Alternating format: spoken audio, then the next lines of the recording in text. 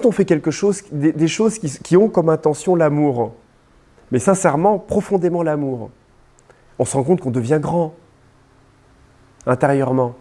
C'est vrai, quand on fait quelque chose sincèrement avec le cœur, on se rend compte, on repart beaucoup plus grand. Et quand on voit qu'on a agi avec un petit truc, qu'on a fait un petit pic sur quelque chose, qu'on a plombé quelque chose, on sent bien qu'on était petit, même si parfois on ne peut pas s'en empêcher. C'est pas grave, hein, mais on voit bien qu'on a été petit. Et parfois, il nous faut du temps pour se remettre cette petitesse et de repasser par ce même cycle de petits jugements, de petites médiocrités intérieures, même qu'on s'empoisonne de dire du mal de quelqu'un ou de le dire ou de le machin, etc. On sent bien qu'il y a un petit quelque chose qui nous rend médiocres intérieurement. On le voit, ça.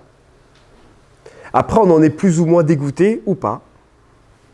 Si on n'en est pas dégoûté, c'est que simplement qu'il faut encore le faire pour que naturellement ça vienne à la conscience et ça devienne évident. Mais le jour où ça devient évident, mais vraiment évident, mais on n'en a plus besoin, il n'y a même pas d'effort à faire. C'est souvent ce que je dis, même avec l'union avec l'amour, avec quelque chose qui est aimé par une partie de nous. Imaginons que nous, notre vital, notre physique, notre corps aime le tiramisu, la tarte aux fraises. Exemple à la con, mais bonne analogie après tout. Eh bien, on ne fait pas d'effort pour manger le tiramisu et la tarte aux fraises. Non, mais c'est vrai, on ne fait pas d'effort. Eh bien, la même manière, quand on aime l'humain, quand on aime la personne, quand on aime la nature, on ne fait pas d'effort. On ne va pas se balader dans la nature en disant « Oh là là, bon allez, il faut que j'aime cet arbre. Ah, c'est beau les chênes, ah elle est belle cette nature. Chier, allez, je vais encore marcher un quart d'heure pour... » Vous voyez, il n'y a pas ça, c'est naturel, c'est une force de vie naturelle, une harmonie qui s'unit à un moment avec son propre principe, en relation avec les différents plans et les différents corps. Dès qu'il y a un effort d'union à un endroit, c'est qu'il y a un blocage, c'est qu'il y a une résistance, il y a une disharmonie. Il y a un blocage, il y a quelque chose qui ne s'unit pas, qui n'accueille pas, qui n'accepte pas. C'est pour ça que toutes les pratiques tendent vers l'acceptation, vers l'accueil, vers l'union, pour justement amener toute cette composante de ces différents corps, de cette conscience parfois complexe, à se détendre, à s'ouvrir, pour laisser et devenir perméable, aussi bien au plan d'en haut qu'aux espaces amoureux de soi-même, mais aussi à la manifestation extérieure. Parce qu'elle est indissociable de l'intérieur. L'extérieur n'est que la projection de notre propre monde intérieur. Donc c'est indissociable en définitive. Donc on est obligé de commencer par l'intérieur, parce que c'est une partie qui est la plus conditionnante, parce que c'est quand même notre monde intérieur qui constitue le monde extérieur. Et ensuite, naturellement, le monde intérieur va naturellement ouvrir les pores, quelque part, un petit peu de notre vital, notre mental, de notre conscience, pour amener l'espace extérieur à être reçu et à être accueilli dans la vibration où nous nous sommes ouverts à l'espace intérieur. Et il y a une révélation qui se fait, on va dire, en même temps. Donc en fait, il n'y a qu'en nous aimant nous-mêmes que nous pouvons aimer les autres. En nous acceptant nous-mêmes que nous pouvons accepter les autres. En étant patients avec nous-mêmes que nous pouvons être patients avec les autres. Mais si là, c'est pas ouvert et c'est fermé, comment est-ce qu'on peut aimer à l'extérieur? Comment est-ce qu'on peut être patient? C'est pas possible. Quand on est dur avec les autres et avec le monde extérieur, mais c'est qu'on est dur avec nous-mêmes. En fait, on ne veut pas faire de mal à l'extérieur. C'est juste qu'on n'arrive pas à le faire avec nous-mêmes.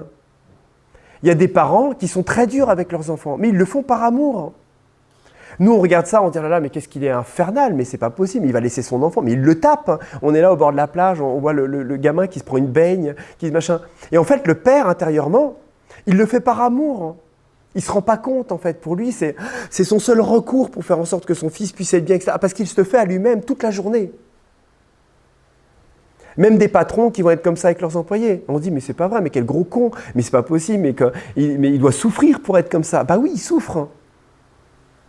Il ne veut pas faire de mal, en fait, en définitive.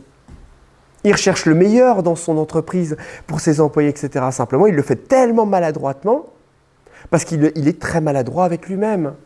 Et ça, c'est un apprentissage intérieur. C'est pour ça qu'on est dans des pratiques spirituelles. C'est pour ça qu'on tend à grandir et qu'il faut grandir intérieurement et qu'il faut apprendre à se connaître. Parce qu'autrement, on ne fait que manifester nos déséquilibres à l'extérieur. Et c'est pour ça que le monde y va mal. Parce qu'on ne sait pas comment faire, tout simplement. On ne nous l'a pas appris. On nous a appris à réagir, on ne nous a pas appris à agir. Dès le début de notre enfance, on nous apprend à réagir. Et après, on nous apprend à réagir en bien ou en mal. Et quand on nous apprend à réagir soi-disant en bien, on dit que c'est bien parce qu'on nous attache à des morales, à des traditions, à des religions. Ah, parce que si tu fais ça, ça ne fait pas bien. Et puis Dieu, le petit Jésus, il n'aime pas. Et puis si tu fais ça à ton prochain, c'est pas... Mais on ne comprend pas pourquoi. Donc à un moment, on se dit, ouais, enfin bon, on fait chier, quoi, tu vois. Mais on a quand même foutu une, je vais lui en foutre une. Et puis petit à petit, en faisant ça, etc., par processus de réaction, de la même manière, eh ben, on va agir, machin, et on va vouloir tester son principe inverse parce qu'on n'a pas compris. Et comme on n'a pas compris, il va falloir qu'on le comprenne dans son principe d'inversion. Alors que si on nous l'expliquait, si on nous le montrait, si on l'expérimentait dès tout petit à l'école, par des choses qui sont simples, avec on met deux petits enfants l'un en face de l'autre, et puis il y en a un qui se pince. Qu'est-ce que tu ressens, et toi, quand il te fait ça? Qu'est-ce que tu as envie de lui dire? Est-ce que tu trouves que c'est juste? Vous voyez, on faisait vraiment des pratiques comme ça, dès le début, dès tout jeune, où on pourrait permettre de comprendre ça. Mais la société n'en serait pas là où elle est. C'est évident. C'est évident. Et maintenant, à 40 ans, 50 ans, on est obligé de réapprendre ça, d'aller casser nos croyances, de nous dépouiller personnellement de tout ce qu'on a appris pour revenir à des choses essentielles, pour redébloquer des choses qui font que on a presque souffert toute notre vie en fait, de processus intérieurs. Tous, autant qu'on est.